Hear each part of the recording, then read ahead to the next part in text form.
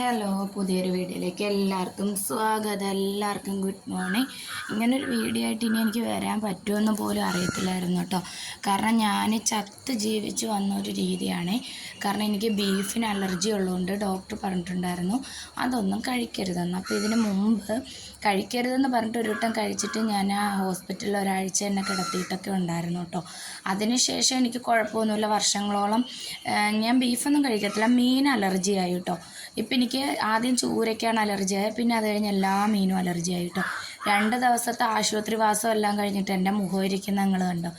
ഓഹ് എൻ്റെ പൊന്നോ, എന്ത് നല്ലോണം ഇരുന്ന ഞാൻ ഇപ്പോഴേ എണീറ്റ് നിൽക്കാൻ കെൽപ്പില്ല.